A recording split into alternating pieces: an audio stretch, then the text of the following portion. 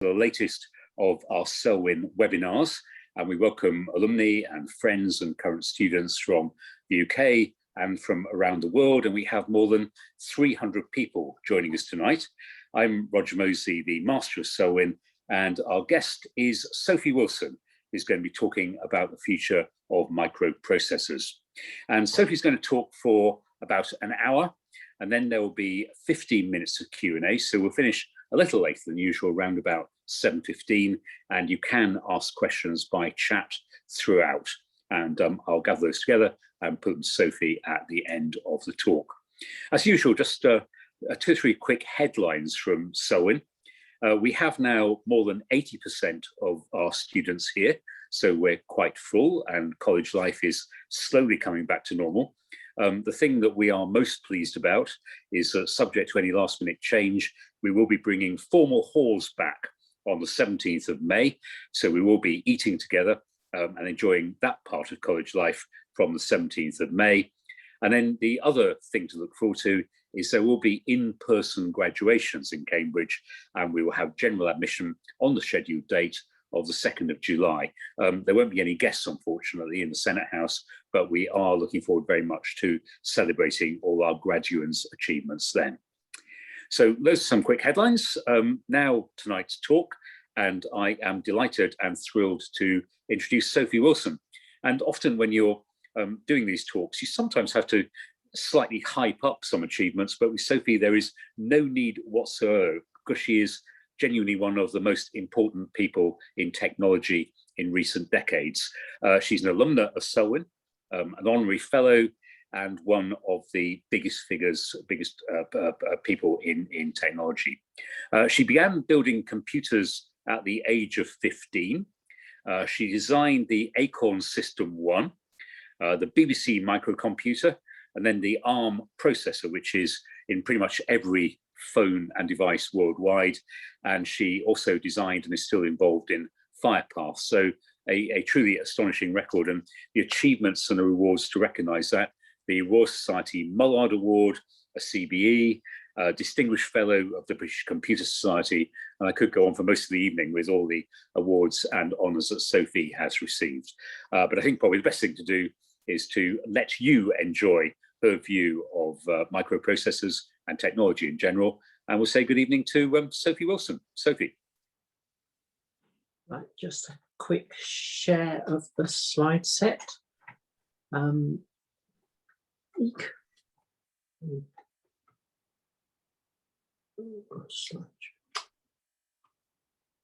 Yeah, it hasn't got focus, so pressing F5 doesn't work.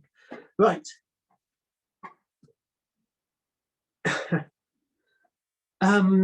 So the future of microprocessors, by which I mean I'm going to talk about history for a while, and then we'll try and look at the future as well. So over the last 40 years since it was introduced, the microprocessor has become 10,000 times faster, billions of times more common. The world relies on them, especially in the pandemic. And doing this, we're using microprocessors everywhere. The cameras, the computers that do the presentations, the modems that bring things on your broadband, all chock full of microprocessors. So we'll look at how we got here and what the future might look like. There'll be 2 laws and some graphs, and of course the particle beam weapon from Star Wars. So microprocessors are composed of digital logic carrying out multiple logical steps to execute each instruction. You've got to fetch an instruction, decode it, read the values required, perform the computation, and write the result. Each piece of digital logic is made out of many transistors. So simply, better transistors or more transistors means better microprocessors. And so that brings us to the first law almost immediately. It's a famous law that isn't a law. It's an empirical observation that the number of transistors on a piece of silicon doubles every 2 years. When Gordon Moore first pronounced the law, he said doubles every year, but it didn't quite work out like that. And it's currently taken as doubles every 2 years. And for most of its life, the law has been the driving force for the development of new silicon manufacturing and hence a self-fulfilling prophecy. Originally, a body called the ITRS, the International Technology Roadmap for Semiconductors, was sort of in charge of driving semiconductor development forward to ensure that it fulfilled Moore's law. That's now been taken over by the International Roadmap for Devices and Systems. Systems impact on the law is really important nowadays, and we'll touch on a little bit of that. The scatter chart shows an inexorable logarithmic gain in performance from very lowly chips with 1,000 transistors on to modern chips with 50,000 million transistors on. There are all sorts of chips on there. I don't really expect people to read the chart. So what are the sort of practical implications? Here's a visualization. On the wall is a plot of ARM1 in the 3-micron process it was designed in, and to the same scale as the big plot on the wall is a plot of ARM Cortex-M0 Plus. It really is a plot, but it's sort of degenerated into a small black dot. It's 70,000 times smaller in area than the original ARM1 and has similar functionality, and due to transistors having got better, runs considerably faster. So this is the 6502, the processor underneath Acorn's early machines and the BBC microcomputer. On the left is an actual die shot of the silicon of the 6502. We've illuminated it with lights at multiple angles, and the colors that you see are the results of refraction and diffraction. So that green bit at the bottom has a very fine grating on it, and you get a diffraction effect there. The yellow at the top, there's refraction through the silicon.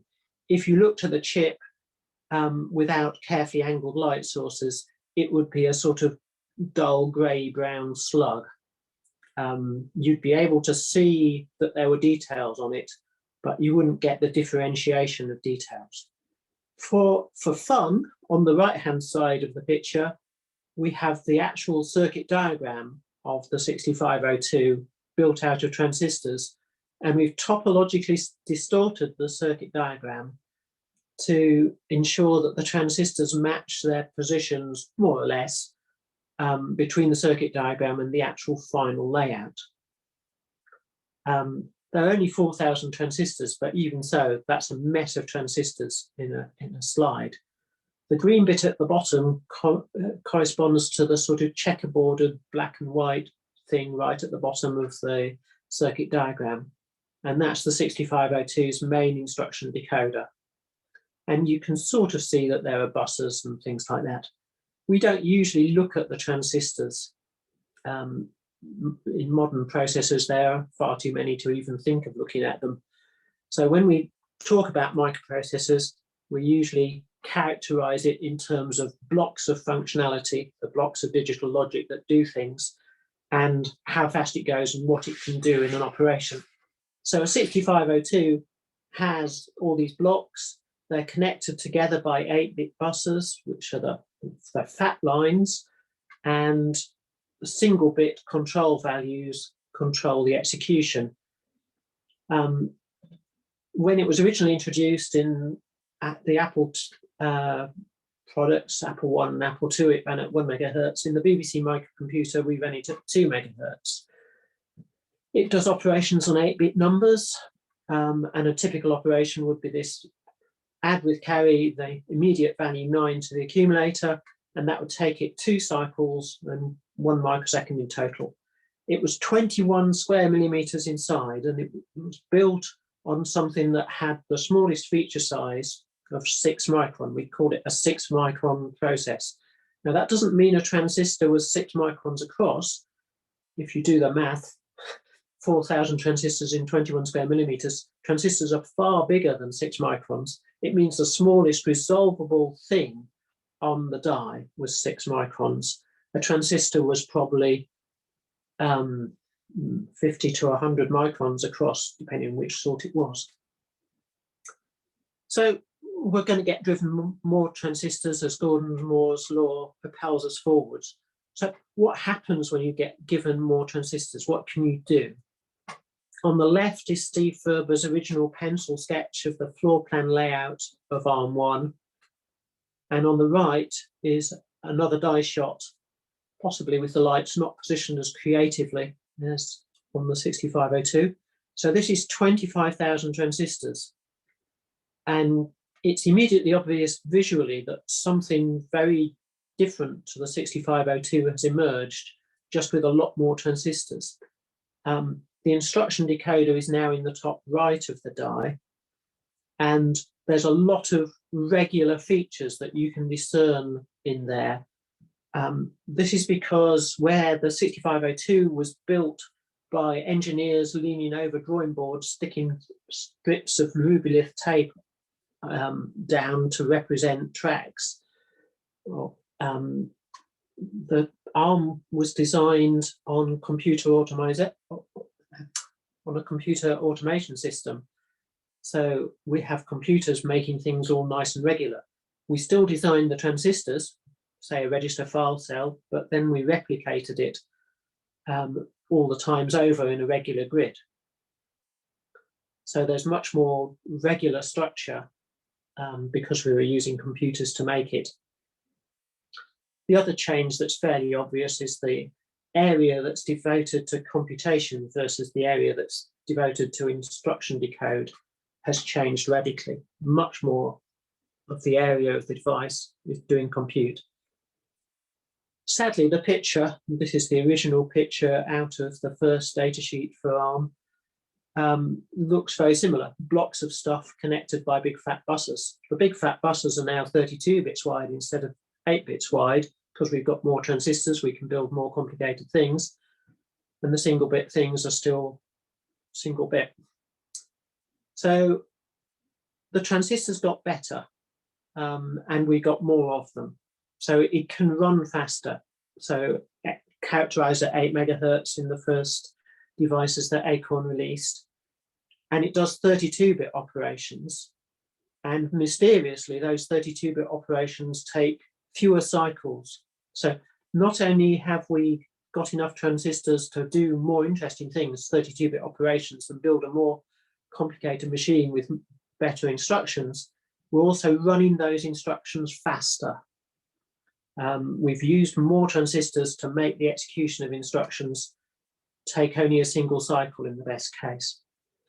It's 37 square millimeters, and it's 3 microns smallest feature size. So its transistors are approximately 1/4 the area of those on the 6502. So the overall effect of both running with a higher clock speed and doing more complicated operations in a single cycle is a vast increase in processing power. It was much easier to write fast programs on that machine. But sure enough, you're going to be given more transistors if you're a happy microprocessor architect. So what can you do when you get given a lot more transistors? This is 6 million transistors. There's structure visible, but now there's a lot of what you might think of as mush. Firepath was laid out again by computers, but now it wasn't us designing each cell, each register bit or whatever, and replicating it. It was computers were doing that. Firepath is synthesized, and the mush, the computer doesn't really care about the placement of bit cells in the precise, accurate way that it was done on ARM1. It just deposits them anywhere it feels like. And the structure is us guiding it a bit. Firepath has 2 symmetrical data paths, and those big yellow bars at the right-hand side are where the register files are. We guided the compiler, silicon compiler synthesizer, in its placement of our logic just a bit. So vast amounts of area have been used for computation. The decoder is the sea of things that isn't symmetrical down the horizontal middle of the machine. So you got many more transistors. Again, you could use more transistors to make it run faster. As well as having faster transistors, you can use more of them to make the execution better. But now a single instruction in the machine is very complicated. I used a lot of the capability of having more transistors to have much more complicated instructions. So a single instruction in this machine represents something quite complicated. So we've got an add with some register pairs instead of single registers. We've got a load long 2, LDL2, into R6 and R7. And this is one instruction to the machine. It basically says do 4 32-bit adds, and what does it do? It says do 128 bits of data load. And it can do that in one cycle continually. So it does a lot of things in one instruction, and that one instruction still takes only a little time. It's tiny compared with ARM1, 7 square millimeters, and it uses a much more advanced process, 0.13 microns, 130 nanometer. The symmetry that you saw in the floor plan layout of Firepath is there in the block diagram as well, and this magic word SIMD, single instruction, multiple data. Every Firepath operation does multiple things at a time. This is very useful for doing advanced processing, and a lot of computers now do this. You get given more processors again. It's very difficult to imagine instruction sets that humans use that are more complicated. So as you get given more transistors, you tend to build more microprocessors. This is an ADSL 2+ chip. It has 2 Firepaths on it, and it's the sort of thing that was at the data exchange for the early rollouts of ADSL 2+ in the UK and around the world. So, pretty much all the functionality of a DSL modem is in there, handled by the Firepath processors, and most of the other blocks on there are memory blocks. Still more transistors, you get still more microprocessors. So this is the first of the VDSL modems with Firepath in it. You've got 4 Firepaths. Those sort of horizontal yellow register bars are where their register files are. So 1 in each quadrant of the chip. You've got a lot of memory and does lots of work. But there's a problem with increasing the number of microprocessors, and that's the second law, Jean Amdahl's law. This one really is a law. It has an equation and a graph and everything. It says the speed up of multiple processors is limited by the sequential part of the program. We'll skip the equation. So the green line on the graph shows a highly parallel program. 95% of it is parallel. And it shows the effect of the speed up of putting that onto a parallel processor with ever increasing numbers of processes. So you start off with 1 processor to get 1x speed. You run it on 2 processors and you get nearly 2x speed, and that seems quite good. When you go for 4 processors, you don't quite get 4x. By the time you're at 8 processors, you've only got 6x speed up, and you're wondering, how's this going? By the time you've hit 32 processors, you've only got 12x speed up, and that's getting quite worrying. And by the time you've deployed over 1,000 processors, you've still only got 20 times speed up. This is quite bad, especially as most programs aren't that parallel. The results for 90% parallel programs is that you only get 10% speed up. For 75% parallel programs, that's roughly the best possible web browser that's ever been written, executing itself 75% parallel. Then you get a limit of a factor of 4 speed up. And for something that's only 50% parallel, which is typical of, say, a compiler, you only get a factor of 2 speed up. That's a big problem because we've got all these transistors to sell you. So there's the multi-core consensus.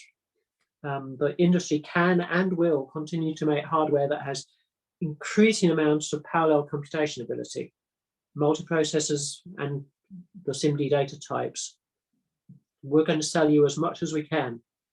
But traditional scalar computation, the sort of problems that you're taught to solve when you write a program, that's not going to increase very much. Indeed, it hasn't increased very much at all since about 2006, though better transistors mean it has got a lot more power efficient in the meantime. And the scalar programming languages, the Cs, the Fortrans, etc., they're a very poor fit to the parallel hardware. And we've got no automatic compilation of scalar to parallel that works. We've got some that work for some types of problem. So we really need a revolution in software. And I've been presenting this slide set for about 12 years now. And I've been saying that. And so far, there hasn't been a revolution in software. So this is the sort of Moore's law chart showing the way performance changed. So the heading of the slide is more transistors just aren't as useful. We got slow gains before we could put microprocessors on a single chip.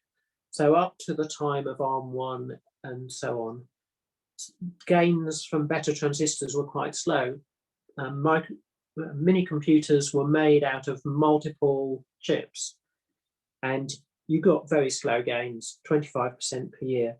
Single chip microprocessors, beginning with ARM1, MIPS, and Berkeley RISC-1, they entered a period of much more rapid performance gains, 52% performance gains per year. And we had lots of stuff going for us. The smaller transistors ran off lower power supply voltages and got more power efficient and so on. So things worked out really well. And then that sort of abruptly stopped around about 2002, 2003. We could keep pushing things onward. And we got a lot of investment in out of order and multi-core, but multi-core is very limited, and so really is out of order. So progress slowed down 23% per year. Then we entered an area where we just have too many processors to use. Amdahl's law really bites. Performance gains are down to 12% per year. And finally, nobody knows what to do. We're on a performance gain chart of about 3.5% per year. It's pretty dismal. And people come out, Intel, AMD come out with new processors and say, you'll love it. It runs faster than our last one. Well, it does run faster, but only by minuscule amounts. In the early phases of this chart, it was quite common for people to buy a computer and in a couple of years replace it by a computer that was cheaper, faster, had more memory, etc. That isn't the case now. So power is constraining what we can do. Transistors do get more power efficient as we keep scaling them down, but we use so many more of them in such a small space that things get hot. And here's an amusing little chart where we've got some household objects, assuming your household has both a hot plate, a nuclear reactor, and a rocket nozzle in it. A hot plate that you can fry eggs on. Well, Pentium Pro have the same watts per square centimeter. Assuming you had a small enough egg for a Pentium to sit on top of a Pentium Pro, you could fry it just as well as you could on a hot plate. Intel kept increasing the number of transistors in their processors, and things kept getting hotter. They didn't quite manage to get as many watts per square centimeter as a nuclear reactor. The Pentium 4, the Nehalem project, got quite close but didn't quite manage it. That did indicate to Intel that they were following the wrong microarchitecture. They stopped and started again. So the thing labeled C2D is a better attempt at getting the same performance. Core 2 Duo was the ancestor of today's modern Core I series devices. And that was all driven by having to redesign how a microprocessor worked just to deal with power. But we still keep using more power. The power used by transistors just isn't decreasing as fast as the size reduction of transistors, even assuming better transistors. We used planar transistors for a long time, and now we're using multi-gate transistors called FinFETs, which are a better type of transistor. They turn on and off much better. But as we go forward, increasing amounts of the silicon die must be dark, unpowered. This is fairly obvious in phones and things with a constrained power envelope. If you turn all the transistors on, those devices get quite hot in your hand very quickly. And the only way they can really work is to turn everything off. So that's quite depressing, really. That means that you'll pay more money for newer devices that promise to go faster because they've got more microprocessors in them, but you can't turn them all on at the same time.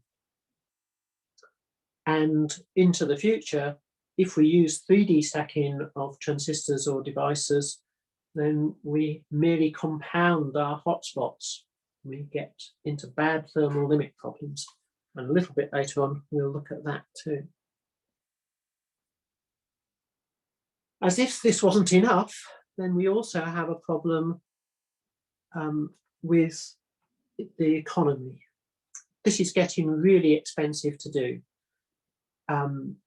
The current semiconductor market is about $400 billion worldwide per year. That seems like a lot, but it's expensive to do this stuff. There's no immediate physical limit, and there are lots of chips on quite small processors, 28, 20 nanometer. People with 10 nanometer, there's a star on there, we'll talk about it in a moment. AMD and Apple have 7 in production. Huawei and Samsung have a little, all have 5 nanometer in development. But it's really complicated to do this stuff, and the transistors are costing more. It used to be we shrank the transistors and the cost per transistor dropped. Now the cost of development and the mass costs are so high that the cost per transistor isn't dropping. And it's created a sort of 2-tier world. So a lot of things are stuck on 28 nanometer process. It's one of the cheapest processors available. Or they can't afford to do any better than 16. And only a few giants of the industry can afford the really tiny processors, process geometries. Now those star marks.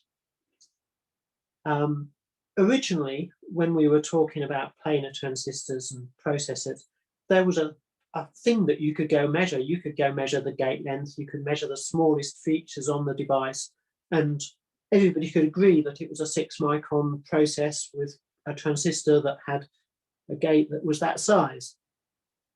When the industry moved from a planar, a flat transistor, where we had the source and drain and the isolator between them, and we put a gate on top, when that was all flat, then everybody was honest. When we moved to transistors where we pushed the thing up vertically to make a fin and wrapped the gate around it to make a better transistor, then the transistor sort of shrunk, but sort of didn't at the same time. It used less 2D area, and you could fit more transistors in, but all the features were the same size as they were. Metal tracks were just the same as they were before. So people made up marketing names. So Intel was the first to production with a FinFET process, and it used a 28 nanometer set of rules and a FinFET, and they called it 22 nanometers. And a 20 nanometer process with FinFETs is 14 or 16, and we've had 12, 10, 8, 7, 6, 5, 4, 3, and 2 nanometer labels, marketing labels. And none of it's, as it were, true. They're trying to say you get lots more transistors in here, but because things like the metal tracks are still the same physical size, it doesn't work out like that. Plus, you've got a difference between different companies. Intel's names differ from foundry names. So Intel are now making something that they call 10 nanometer. TSMC and Samsung made 10 meter several years back and are making something that they call 5 nanometer. It's got very hard to compare things. The labels, the names of a process have got difficult.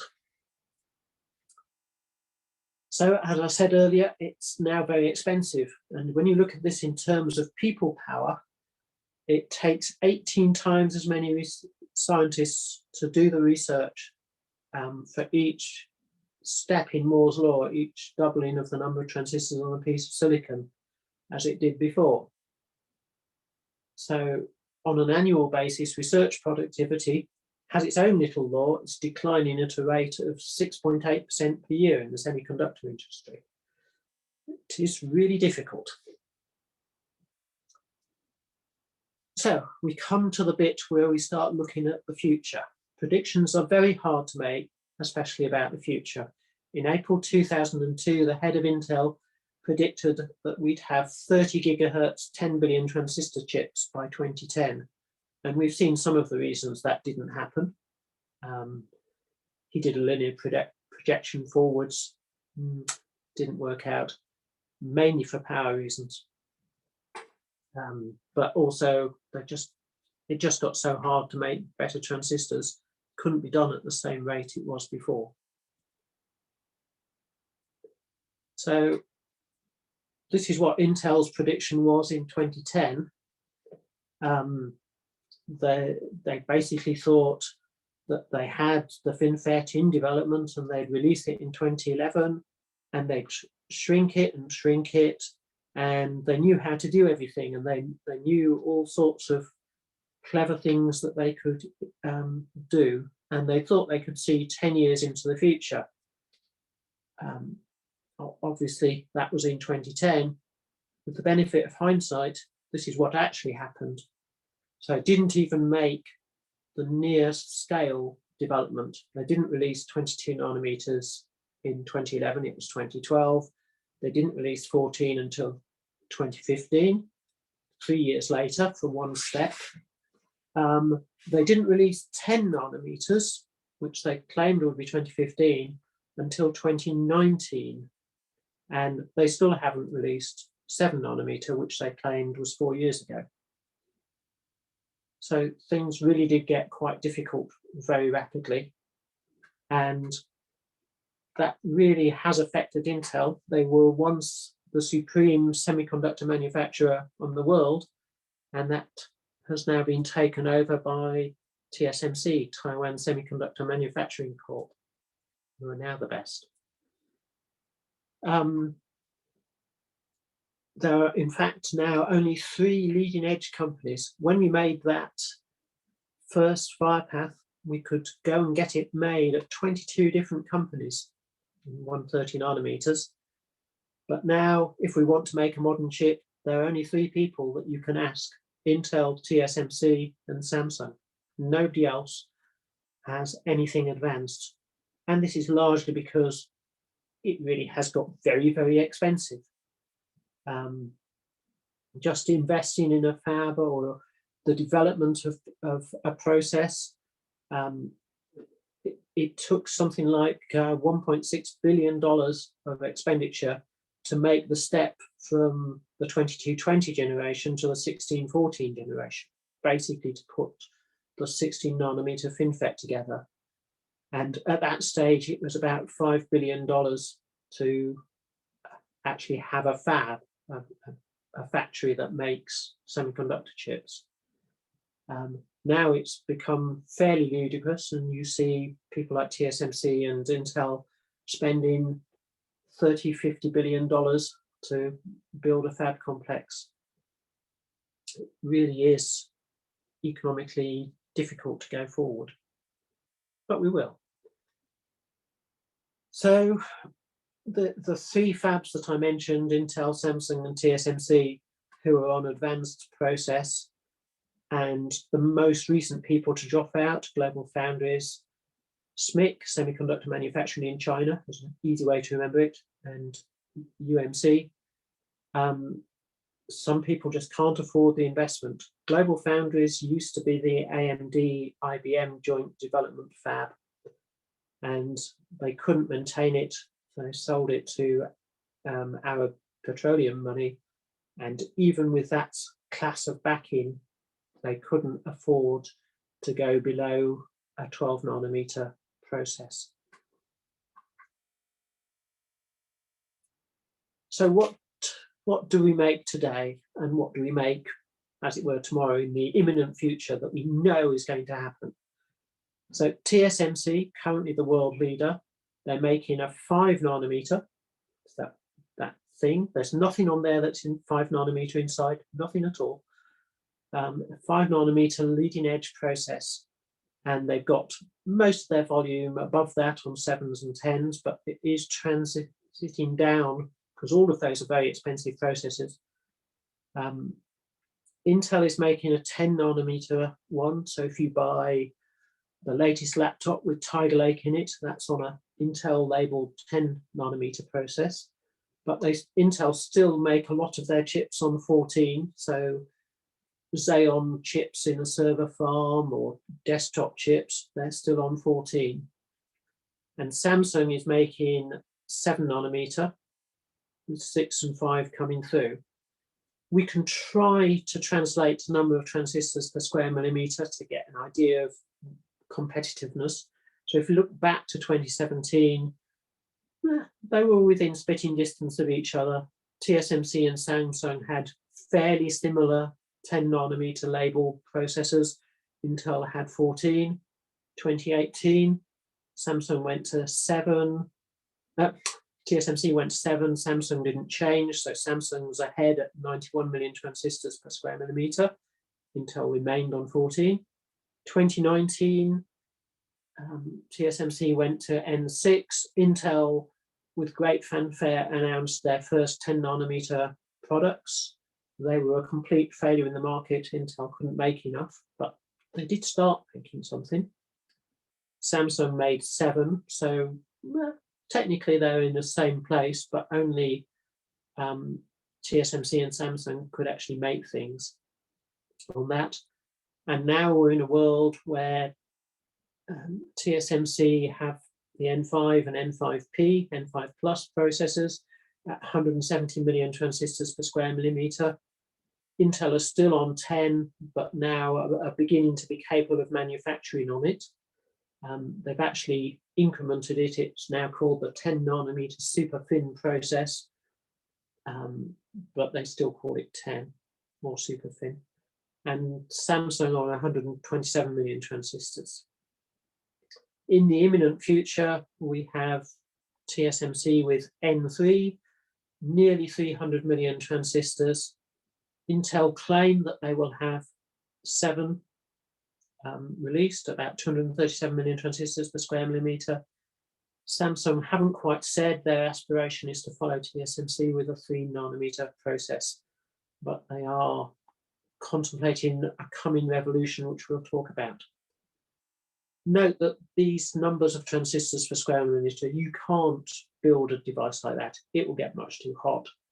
The processor might use half this type of density or less if it needed big transistors or things were getting too hot.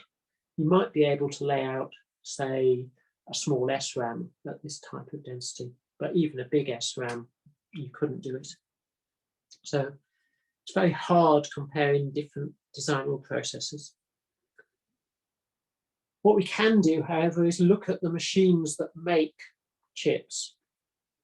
We make everything with this thing called lithography, a photographic printing process. So the first sort of machines were fairly simple. They looked basically like a big office photocopier. As we needed to make smaller dimensions to make smaller transistors, we needed bigger machines. So I've laid out a few of the machines that make the chips on this chart until you come to the machine on the right. So at the moment, most chips are made with lithography machines that aren't quite at the machine on the right stage. We'll talk about him in the next slide. They're made with deep ultraviolet, 193 nanometer light. You'll notice 193 nanometers is much, much bigger than any of the dimensions we've been talking about. So we have all sorts of resolution enhancement things to allow us to print features smaller than the wavelength of the light that we're using. We use multiple masks. We computationally pre-distort the data so that the diffraction edge effects that the mask causes on the light are compensated for. By using 4 masks together, we can push things quite small. So the left chart shows schematically the sort of type of thing that's going on to make a particular feature, contacted poly or resist area of increasingly small dimensions with these machines. Then we run into a limit at 80 nanometer or metal pitch of 80 nanometer. That's the single exposure limit with 193 nanometer light. Then we have this thing called self-aligned double patterning. So you build your feature using applications of 2 masks, which have been distorted in different ways in order to give you finer resolution. So you can get down to 40 nanometers across with your 193 nanometer light. And then you can do self-aligned quad patterning and get down to 20 nanometer. And that's how most of the features on most of the chips are made today. The schematic on the right is the particle beam weapon from Star Wars. So it's obvious that if you could use a smaller wavelength of light, it would be easier to make metal pitch features of smaller than 40 nanometer much more easily. So well over a decade ago, the writing was on the wall for deep ultraviolet, and we wanted to go to extreme ultraviolet. How do you make extreme ultraviolet radiation? Wavelengths of light at 13.5 nanometer wavelengths. And the answer is that you get a megawatt laser and you make droplets of tin in a vacuum and you vaporize them with the megawatt laser.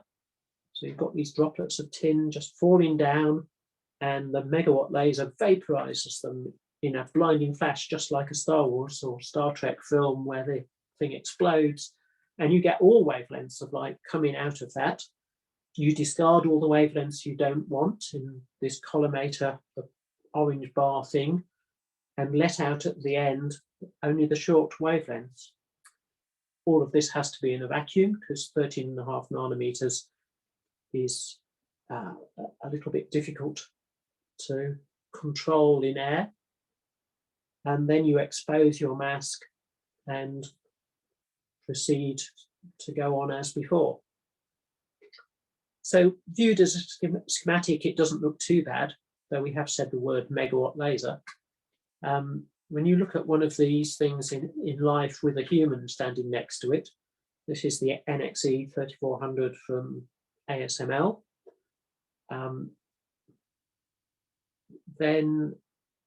it's quite a big thing. If you remember, these machines started off the size of a photocopier or so, big office photocopier, not a little one. And what we're showing here is actually only the top part of the NXE 3400. The megawatt laser is underneath. It's on the floor, and they're standing on top of it. So big, expensive machines. The provision of EUV machines for making silicon chips is counted by the United States government as a munition. So even though ASML isn't an American company, these things are controlled devices and not sold to people that the United States considers an enemy. So if you're a Chinese company wanting to make the latest stuff, you're not even allowed to buy these machines.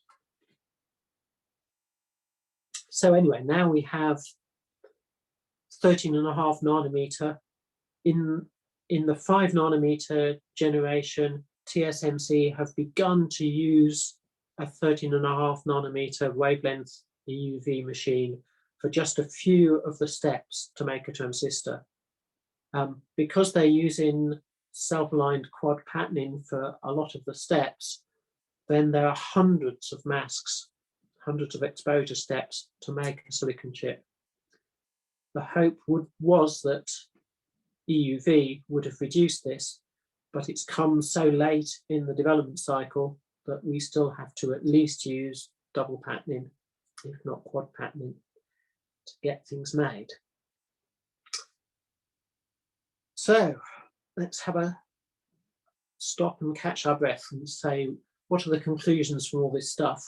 Well, we can have any microprocessors we like. Billions of transistors are available. We can build microprocessors, graphics processors, whatever we want to fit the problem. But performance related to parallel can grow. Scalar processing just won't get much faster. So costs have stopped and are now rising. Your shiny device costs you more now. The chart's saying much the same thing. We can have more and more transistors. Single-threaded performance doesn't go up. Frequency doesn't go up. Power can't go up where the power limits. Number of logical cores can go up, but it doesn't help. Now, we can use many more transistors than we do today. Leading designs are these things called superscalar out-of-order processors. We'll just touch on that in the next slide or two. And they do 6 to 8 operations peak per cycle. Intel started this with the chip Haswell that was built on that 22 nanometer FinFET process. They went Haswell, Broadwell, Skylake, Kaby Lake, Coffee Lake, Ice Lake, and they're now on Coves, Sunny Cove, Willow Cove. AMD have Zen 2 and Zen 3, which are at this performance level. Apple have Twister, Hurricane, Monsoon, Vortex, and now Firestorm. And Samsung had a competitive processor, Meerkat, and M3 and M4 were up in this performance. Samsung had to kill their design. It was too power inefficient. So superscalar out of order really isn't particularly energy efficient, but it can be made to run quite quickly. Most of these designs go at 4 gigahertz plus and can do that within a 5 watt power budget. And gains beyond this sort of 6 to 8 operations peak per cycle are very limited and very hard to attain. Firestorm is the leader in this. Apple's custom ARM implementation is called Firestorm, and it does 8 operations peak. So we'll look inside one of these CPUs. We'll look at Firestorm. We have a very, very large cache. Goes into a front end, which we're not going to talk about. And we design our machines such that we read 8 instructions at once, and we decode them, even though the instructions are intended to be executed sequentially. We read in 8 at once, we decode 8 at once, and we dispatch them into multiple execution paths. So Firestorm has the capability of executing 2 branches, 4 arithmetic logic unit things, like adds or shifts, 2 complicated things, multiplies, 1 divide, a load or a store, and 2 loads, and on top of that doing some SIMD packed work or some floating point work 4 times over per cycle. So it can maintain 8 wide fetchers. So if you've written the right code, it can keep tearing through it. If it has to stop for a while because a piece of data wasn't in a cache and had to be brought from slower memory closer to the processor, then it's got the capability in its buffers to hold up processing for a while and then speedily catch up again with its execution resources. Most out-of-order superscalar processors have got to this sort of stage. And this is what they look like. They're quite large when you consider that these are 40 nanometer processors. So this has got Hurricane, and the big blue thing is Broadwell, Intel's then leading implementation. And we also have Qualcomm's custom ARM, the Samsung Meerkat of the day, ARM's leading Cortex-A72, and then a couple of much smaller processors, Apple's Zephyr and the Cortex-A53. These are less driven for performance, they're more driven for low power. And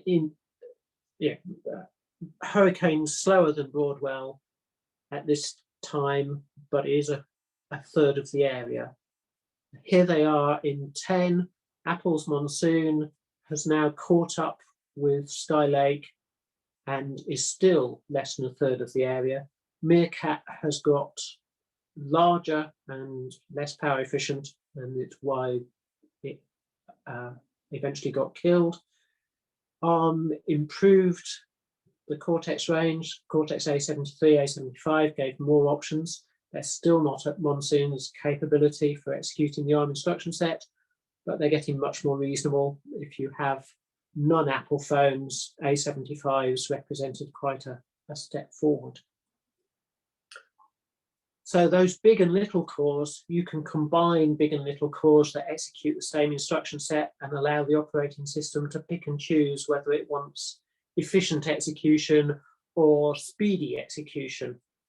And it's fairly cheap to add little cores to a die, but of course it doesn't increase your scalar computation capability at all. You can turn everything on if you've got enough power available and run all your cores simultaneously. And you don't need to simply have a big and a little core. You can have mixtures of them. So today you see people who've got a prime core, a big core that has all its knobs tweaked to the ultimate performance, and then some big cores and then some little cores. You can have arbitrary mixers. And it's taken the operating system people a while to catch up, but they are there. You can also use a different design. Instead of fetching scalar instructions into an out-of-order machine, you can have non-scalar instructions that package a lot of operations into one task. So this is very long instruction word. Fetch a single instruction which does multiple things. And you find these all over the place: Hexagon, Firepath, VASIP, SaverX, etc. And they tend to be much easier and more power efficient. There is one company, Mill Computing, who are preparing a VLIW-like machine with up to 30 operations per instruction. They're going quite slowly. It's very difficult. Because they have a large number of design innovations in their machine. But fundamentally, just like the conventional designs, VLIW has trouble with bypass networks, and that's not helped by metal getting slower as we try and shrink everything. But these designs are much more power efficient. So always on processors, like in the green boxes bringing you broadband, or running the communication part of your device, tend to be like this. But what we compute is changing all the time. So general purpose computing has led us to signal processors, DSPs, graphics processors, GPUs, and now we have deep learning engines, IPUs, digital neural networks. And that computational change is very interesting.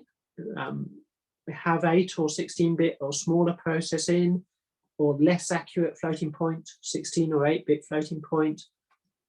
Stuff is massively parallelism, massively parallel, and software can actually use this parallelism in some of the problems.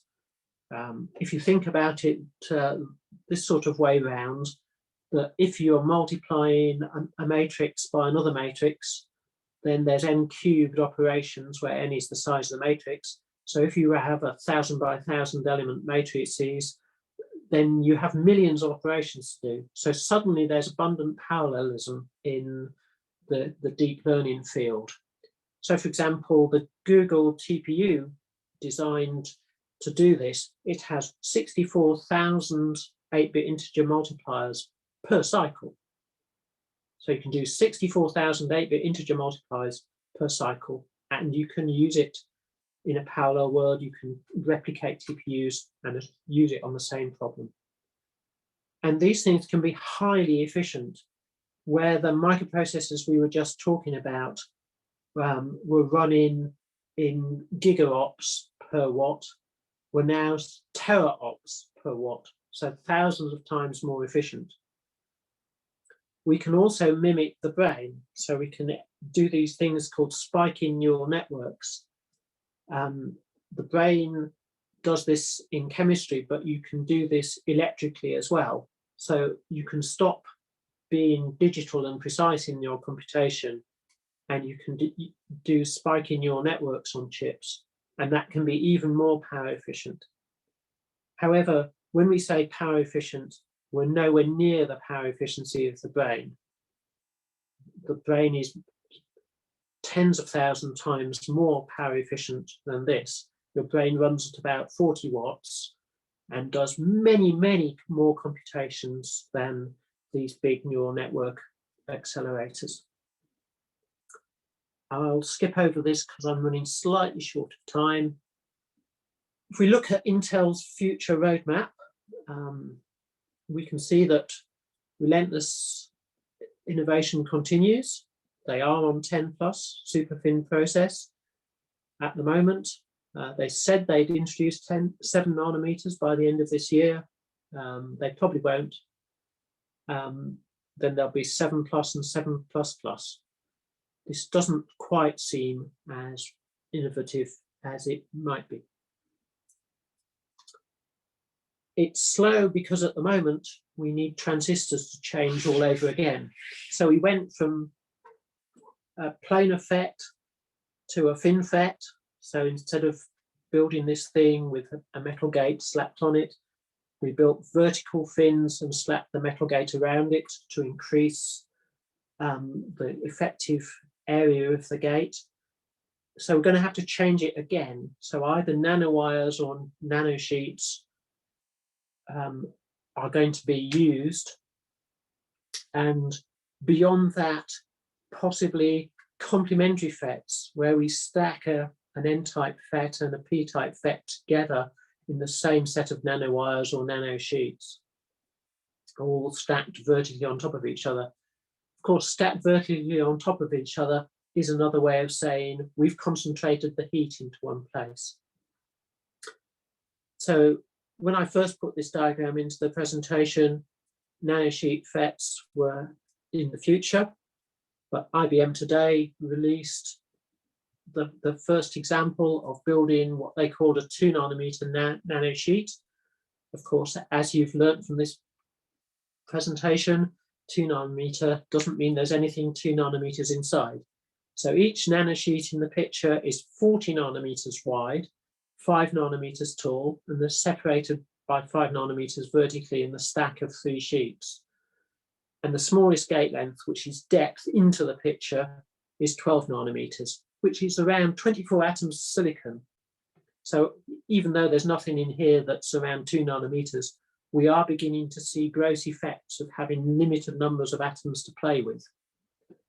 And they're predicting it's around 333 million transistors per square millimeter.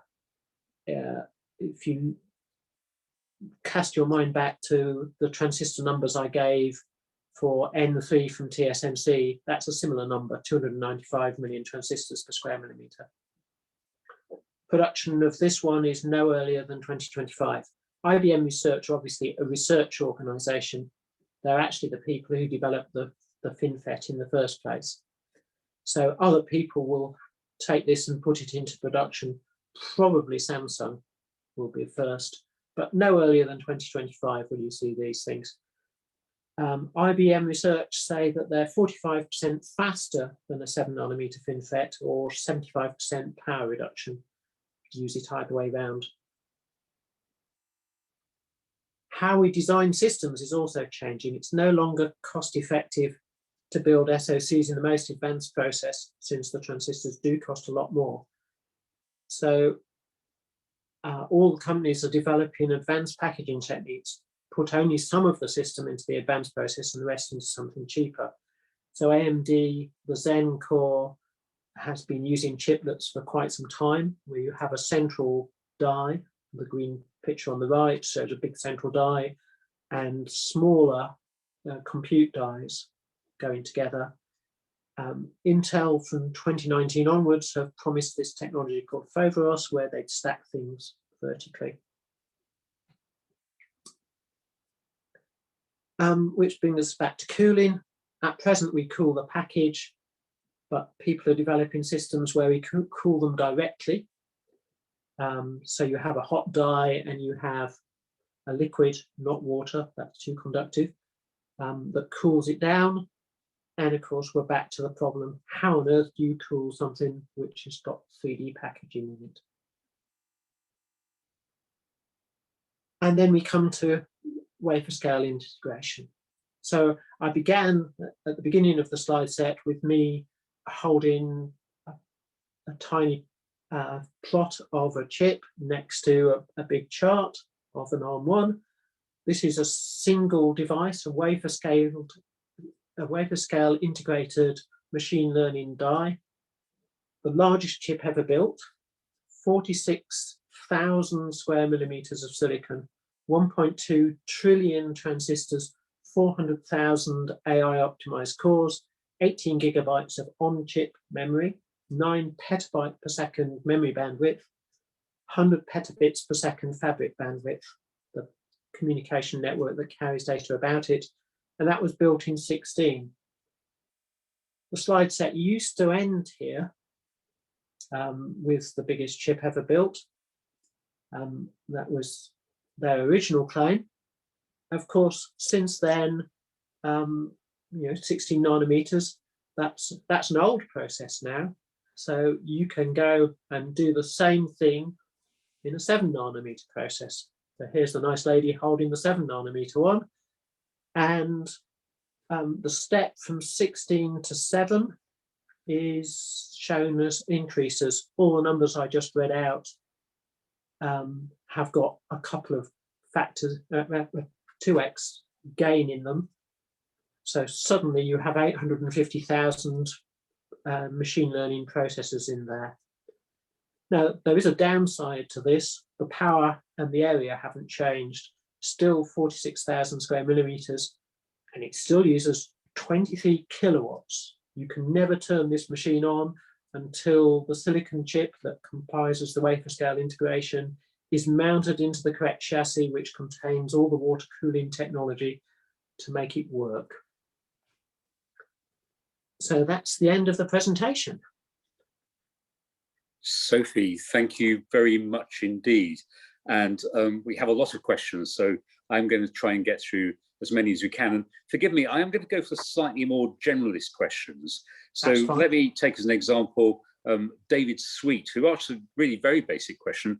Why do we actually need more performance? What benefits would arise, a party says, from better weather forecasting?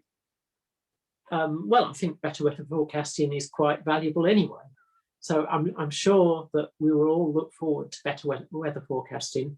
In my lifetime, weather forecasting has gone from being a rough guess that looking out of the window wouldn't confirm to something where the 3-day forecast is quite accurate and the 7-day forecast is, well, you can sort of set your plans by it, but not too much. Having the 7-day forecast be accurate would be really wonderful. For many things, a 28 nanometer chip does everything you want. You really don't need more performance in, say, your broadband modem. With a 28 nanometer chip, we can bring a gigabit to your house over fiber optic and process it and move it about the place. So for some things, stopping at 28 nanometer is fine. But for other things, machine learning in particular, where instead of the device being programmed to do something, it's been trained to do something and has set its own parameters. We don't program into a machine learning system how to recognize a face. It finds out how to do it by itself. And that uses vast amounts of computational. So that's why you need it, because we can't work out how to program machines to recognize faces otherwise. Okay, 2 questions which talk about quantum computing. Simon Fry says there's been a lot of talk about it. How long is it before this is likely to become commercially available, and will it lead to a new revolution in computing power? And related, Daniel Beauregard, one of our fellows, asking why you didn't talk a bit more about quantum computing. So quantum computing, well, it is commercially available. There are companies, in particular D-Wave, selling quantum computing inspired devices, and you can access either simulations of quantum computers or enter a queue to run your problem on publicly available quantum computer servers. But currently quantum computers are no real use. D-Wave's machines solve a particular class of problem, quantum annealing simulation. And if you don't want to do that, then they're no use. And all quantum computers are limited by having, I think the biggest one today is about 50 qubits of information in. Although a quantum bit can represent much more state than a conventional computer's single bit, 50 qubits isn't enough for any degree of use. So people are trying to find out how to scale these machines up so they can solve useful problems.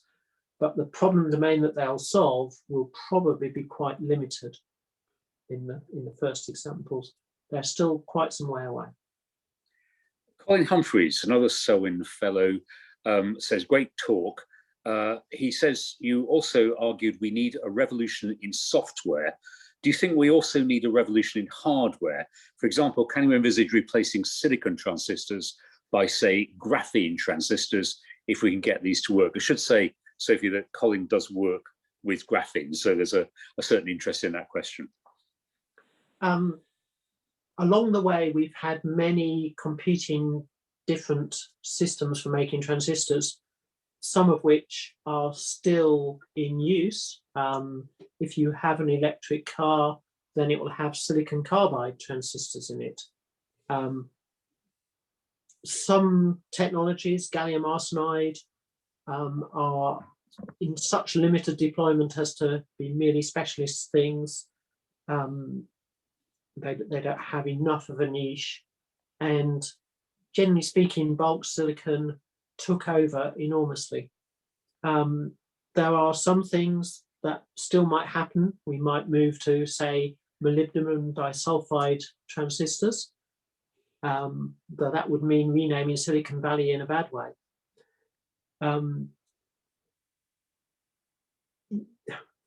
At the moment, it's all about utility and can you make enough of them? Many systems where you could make low numbers of transistors early on fell when CMOS came along, complementary metal oxide semiconductors, which are the type of transistors I've mainly been talking about, because CMOS was just much easier to drive forward and integrate. So could happen, unlikely. Okay, we have 5 to 10 minutes left, so loads of questions. I'm going to try to get through as many as we can. An interesting question from Claire Davis. Are completely different architectures, for example, based on the brain, being developed? Well, yes, that's what I did say about spiky neural networks. A spiky neural network is the brain's computation methodology.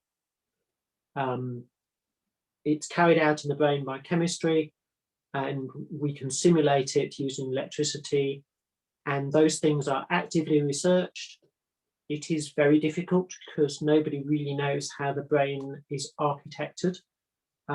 We've got to the stage where the biggest things, Steve Ferber's Spinnaker machines, can simulate many more spiking networks than anybody knows how to program. We've sequenced a nematode's brain and can simulate a nematode on arbitrary small systems. A rat's brain is within the grasp of the biggest Spinnaker solutions, spiky neural network machines, but nobody knows how to program it to do that yet. Okay, lots more rats need to be dissected. Jane Mulcahy asks a question which certainly would include me. Should we worry that the average consumer, and she says many expert programmers and software developers have little idea how a processor works or is produced, that users have become so far removed from the science and technology on which we all depend? It's worse than that. The people who architect microprocessors are dying. And there is a somewhat shortage of new microprocessor architects. Case in point, mill computing is led by the guy who used to design VLIW computers for Philips Trimedia. And he's well over 70 with white hair. I don't know what they do when he dies. There are new architects. Apple's processor line was designed by a guy called Gerald Williams III. He used to work for ARM, and Apple lured him away. He left Apple to form a new company, Nuvia, and Intel bought that company. So probably means that places like Intel, Apple will be where most innovation gets done in the future. Okay, probably time for 2 more questions. One from Randall Palmer. Can you please clarify why 7nm is so popular if it's too hot to use? Put it another way, how has Huawei's failure to access them hit Huawei so hard? And can you explain how it's possible that China, with its vast resources, haven't been able to make these 7nm chips?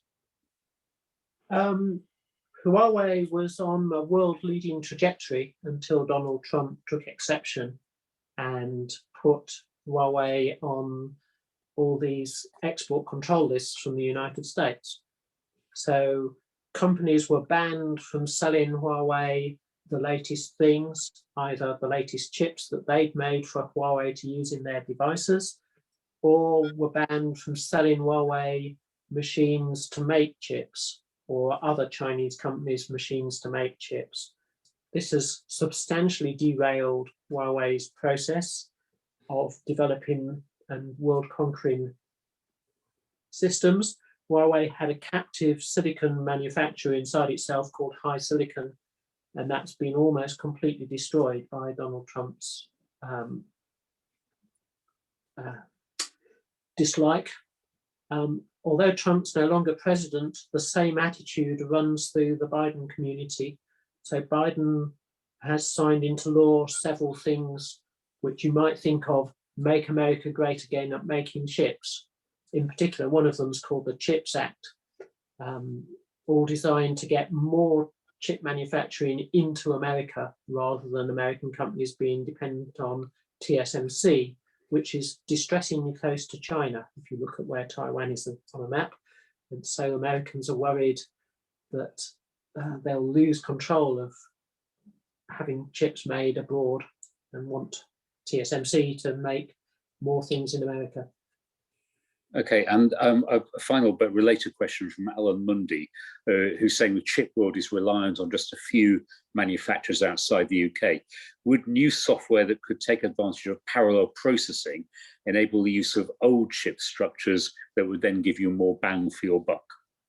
No, because the transistors are less power efficient. So you do want the most advanced ones. Power efficiency is all, because if you don't have the power efficiency, you just can't do it. That big Cerebras chip with its 23 kilowatt power draw to run 850,000 machine learning processors, you can't build it in worse technology and get the same system. If you backed up to 28 nanometer, which is cheap and widely available over the world, you'd be a fraction of the capability.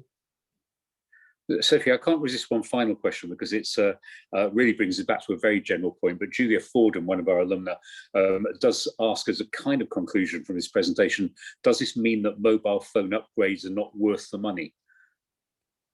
I think you shouldn't replace your mobile phone until you can't get security updates for it. Okay, that's very useful consumer bit of advice to finish with. So thank you for that. Sophie, can I just thank you for the presentation, which was incredible. And we are so grateful to you for sparing the time and also the support you've given. And it's wonderful to know that you were at Selwyn in the 1970s, thinking about these issues then, and then went on to such an illustrious and wonderful career. And we're very proud to have you as an honorary fellow.